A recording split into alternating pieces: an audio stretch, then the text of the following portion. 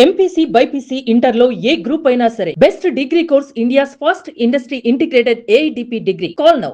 ఉత్తరప్రదేశ్లో జరిగిన ఓ అత్యాచార ఘటన ప్రతి ఒక్కరిని కన్నీళ్లు పెట్టిస్తోంది. ఒకళ్ళు కాదు, ఇద్దరు కాదు, ముగ్గురు కాదు, ఏకంగా 6 కామాంధులు ఓ అమ్మాయి మీద సామూహిక అత్యాచారానికి పాల్పడ్డారు.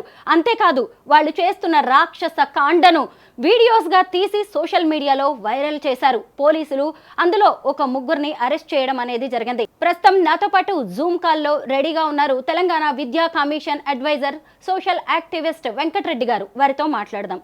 సార్ నమస్తే.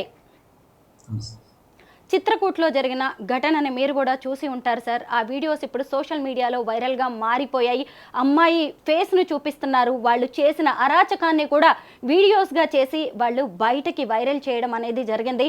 ఒక అమ్మాయి తన ఫ్రెండ్తో కలిసి రీల్స్ చేయడానికి అటవీ ప్రాంతానికి వెళ్ళింది సార్. అక్కడికి వెళ్ళిన తర్వాత మరికొంతమంది అబ్బాయిలు వచ్చి ఆ అమ్మాయి మీద సామూహిక అత్యాచారానికి పాల్పడ్డారు. ఆ అమ్మాయి వాళ్ళని వేడుకుంటున్న వీడియోస్, దండం పెడుతున్న వీడియోస్ అయితే చూడలేకపోతున్నాం. అవన్నీ సోషల్ మీడియాలోకి రావడం కూడా ఇంకొక నేరం. దీని మీద మీ అభిప్రాయం ఏంటో చెప్పండి. దుఃఖభరితమైన విషయం. మీరు చెప్తుంటేనే ఇది చాలా వెగుడుపొచ్చే విషయం. పిల్లలకు స్వేచ్ఛ ఉంది అని మనము పాఠాలు చెప్తాము. దేశంలో అందరికీ స్వేచ్ఛ ఉంది. మీరు మీ సొంతంగా ఏమైనా చేయవచ్చు అని చెప్తాము. మీ ఇన్నోవేషన్ ఏమైనా చేయవచ్చు అని చెప్తాము. ముందుకు రండి అని చెప్తాము. ముఖ్యంగా ఆడపిల్లల్ని బయటకెళ్ళండి, మీరు సొంతంగా నిలబడండి కాళ్ళ మీద. ఈ దారుణం యాక్చువల్లీ ఇప్పుడు మనము చేయాల్సిన పని ఏంటంటే బాయ్స్‌కి ట్రైనింగ్ ఇయ్యాలి. గర్ల్స్‌ని ఎలా ట్రీట్ చేయాలి, బిహేవ్ చేయవద్దు, చేయాలి అనే విషయంలో చాలా స్పష్టంగా ఇప్పుడు క్లియర్ అయితుంది. ఏమిటంటే మనం ఇంతకాలం గర్ల్స్‌కి ట్రైనింగ్ ఇస్తుంటాం. మన గర్ల్స్ కాలేజెస్‌లో గర్ల్స్‌కు వాళ్ళని ఎంపవర్ చేయాలని.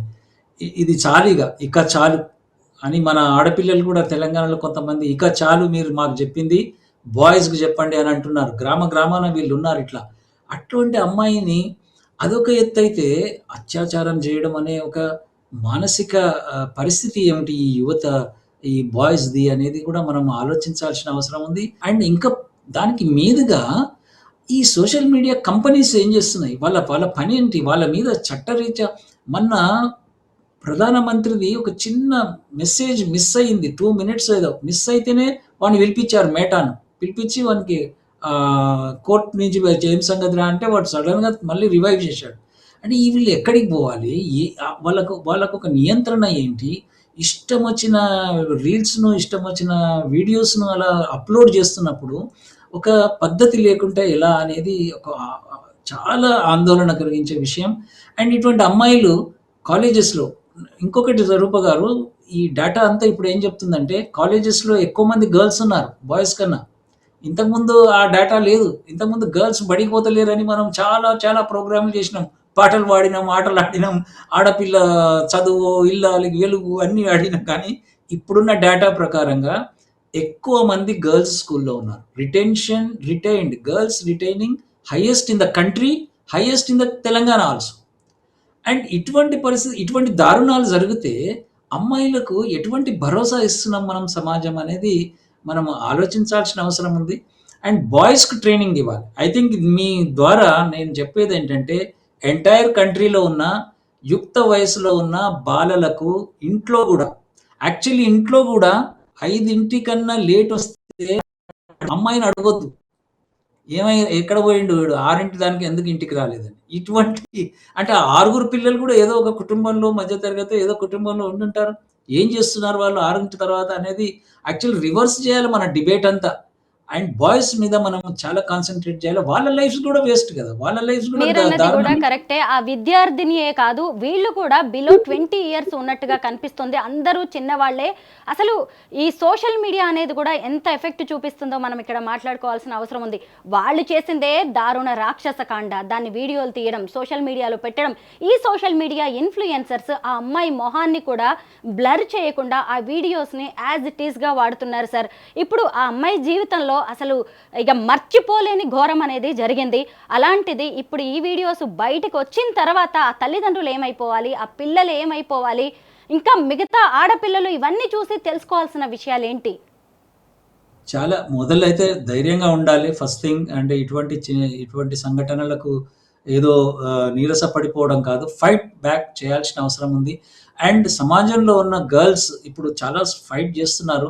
వాళ్ళందరూ గూడా ఈ విషయం మీద చర్చ జరగాలి. ప్రతి కాలేజీలో చర్చ జరగాలి. ప్రతి మొహల్లాలో చర్చ జరగాలి. ప్రతి కమ్యూనిటీలో చర్చ జరగాలి.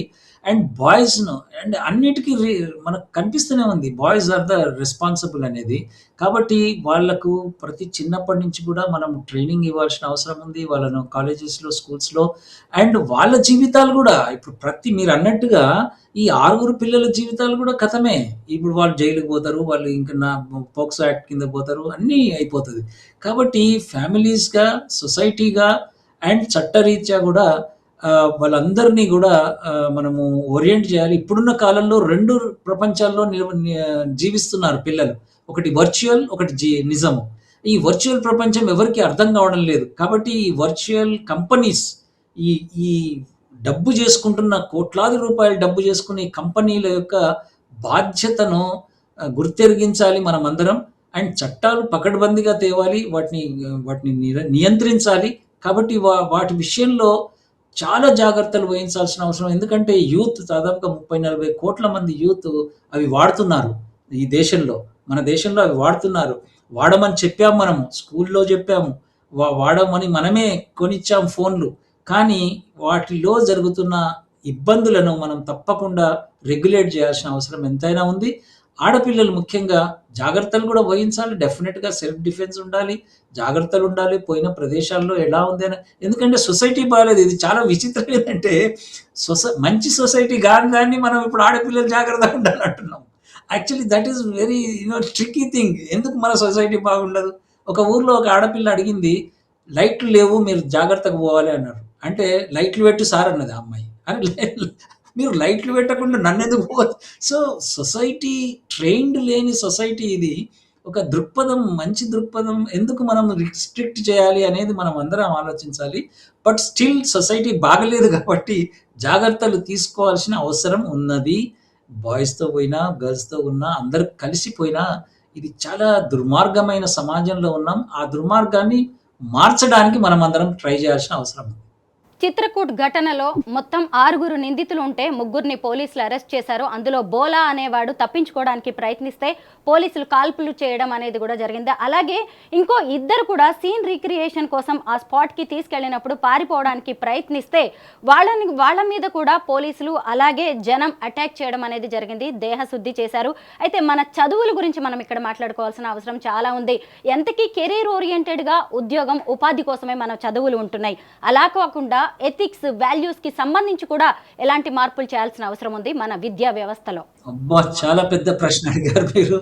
చాలా మార్పులు జరగాలి. మనం ఇప్పుడు చైతన్య నారాయణలు దాని మీద వెళ్తున్నాము. అండ్ వాళ్ళ వల్ల ఇప్పుడు మన ప్రభుత్వాలు గూడా కార్పొరేట్ లాగా ఉంటాయి స్కూల్స్ అంటున్నారు. కార్పొరేట్ లాగా స్కూల్స్ గాదు. ప్రభుత్వం లాగా స్కూల్స్ మాయుంటాయని ప్రైవేట్ వాళ్ళు చెప్పాలి గానీ, మనం ఆ ట్రాప్‌లో పడిపోయాం. కాబట్టి ఈ ఫోకస్ అంతా గూడా ఒక సామాజిక ఒక బాధ్యత, సోయి, స్కూల్స్‌లో ఉండడము, ఎట్లా ఒకరితో ఒకరు ఉండడము, ఇవన్నీ మనం మిస్సింగ్ అయిపోయాం. సో, నేను ఒక స్కూల్స్‌కి వెళ్ళాను అమెరికాలో. ఆ స్కూల్‌లో వాళ్ళ తల్లిదండ్రులు అడుగుతారు, "మీరు ఎవరికి సహాయం జేసొచ్చారు ఈరోజు?" ఎంత బ్రహ్మాండమైన మాట. ఎన్ని మార్కులొచ్చాయి కాదు. ఎవరికి సహాయం జేశారు ఈరోజు అని డైనింగ్ టేబుల్ మీద కూర్చొని మాట్లాడుకుంటున్నారు. ఇటువంటి సాంప్రదాయాన్ని మనం కోల్పోయాం. అండ్ టిఫిన్ బాక్స్‌లు ఎవరి బాక్స్ వాడు తింటాడు. ఒక కలెక్టివ్‌గా కలిసి తినాలి అని చెప్పి ఒకరికొకరు షేర్ చేసుకోవడము, ఇవన్నీ మిస్సింగ్ అయిపోయాయి. మా చిన్నప్పుడు మేము చేసినాం. మీరెప్పుడు చేసిండ్రో లేదో తెలియదు గానీ, స్కూలింగ్‌లో ఇంత డిఫరెన్స్ అండ్ ఆల్సో స్కూల్స్ గూడా రొట్టె కొద్దీ పిండి కొద్దీ రొట్టె అన్నట్టు ఒక గ్రూప్ అంతా ఒక స్కూల్‌కి వెళ్ళడం. వాళ్ళకు అసలు ఆకలితో ఉంటారు పిల్లలని తెలియని గ్రూప్ ఒకటి. అండ్ ఇంకొక గ్రూపు ఆకలి లేని పిల్లలుంటారని తెలియని గ్రూప్. ఈ ఈ ఈ ఈ సమాజంలో, ఈ పోటీ ప్రపంచంలో వాళ్ళని తయారు చేసి ఒక రోబోట్స్‌గా తయారు చేసే విధానం యొక్క రిఫ్లెక్షన్ ఇది. కాబట్టి విద్యా వ్యవస్థ యాక్చువల్లీ కరిక్యులమ్ గానీ, వాటి బోధన గానీ చాలా బాగుంటాయి అవి పుస్తకాలు చూస్తే మీరు. ఆ పుస్తకాలలో మొన్న 9థ్ క్లాస్ అమ్మాయి మొత్తం చదువుతుంది. 9థ్ క్లాస్ స్టడీలో మొత్తం డెమోక్రసీ ఏంటి అని చదువుతుంది. కానీ ప్రాక్టీస్‌కొచ్చేసరికి ఆ స్కూల్ క్లాస్ రూమ్ గూడా ప్రాక్టీస్‌లో లేదు గాబట్టి, ఈ స్కూల్స్ విద్యా విధానాన్ని తిరగరాయాల్సిన అవసరం ఉంది. మనందరం కలిసి కృషి చేయాల్సిన అవసరం ఉంది. వచ్చే తరాన్ని ఒక మంచి కలిసిమెలిసి జీవించే తరం ఉండాలి గానీ, పోటీతోని ఒకరికొకడు దూసుకొని పోయే ముందు తరం మనకొద్దు అసలు. అటువంటి తరం ఉండి కూడా వేస్ట్. కాబట్టి మనమందరం ఆ పిల్లలు ఆ సొసైటీ కోసం చేయాలంటే విద్యా వ్యవస్థ మీరన్నట్టుగా చాలా మార్పులు జరగాలి. ఈ సందర్భంగా సోషల్ మీడియా ఇన్ఫ్లుయెన్సర్స్కి అలాగే కంటెంట్ క్రియేటర్స్కి నేను చేతులెత్తి నమస్కరించి ఒక్క రిక్వెస్ట్ చేస్తున్నాను.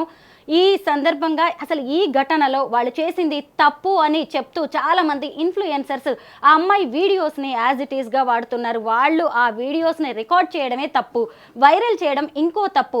మనమేదో సమాజానికి మంచి చేస్తున్నాం ఉద్దేశంతో ఈ కంటెంట్ క్రియేటర్స్ వాళ్ళ అభిప్రాయాలను చెప్పడానికి ఒక విండోలో అమ్మాయి విజువల్స్ వేస్తున్నారు, ఒక విండోలో వాళ్ళు వచ్చి వాళ్ళ అభిప్రాయాలు చెప్తూ ఉన్నారు. ఇది ఏమాత్రం మంచిది కాదు. అది ఆ అమ్మాయికే కాదు, సమాజానికి కూడా మంచి చేసేది కాదు. చివరికి వాళ్ళ చేతుల్లో పడి ప్రాణాలు పోగొట్టుకోకుండా బయటపడిన ఆ అమ్మాయి ఆ వీడియోస్ని చూసి ఏమైపోవాలి, ఆ తల్లిదండ్రులు ఏమైపోవాలి, ఎవ్వరు బ్లర్ కూడా చేయట్లేదు. అసలు మీ అభిప్రాయాన్ని చెప్పాలి అంటే ఆ అమ్మాయిని చూపించాల్సిన అవసరం ఏముంది? వాళ్ళు రాక్షసులే కావచ్చు, వాళ్ళు చేసింది అఘాయిత్యమే కావచ్చు, కానీ అమ్మాయి ప్రైవసీని మనం రక్షించాల్సిన అవసరం ఉంది, కాపాడాల్సిన అవసరం కూడా ఎంతో కనిపిస్తోంది. ఇలాంటివి ఇక మీదట జరగకుండా పోలీసులు చట్టాలు కూడా కఠినంగా వ్యవహరించాల్సిన అవసరం కనిపిస్తోంది. Thank you so much sir. Thank you అమ్మ. Thank you very much.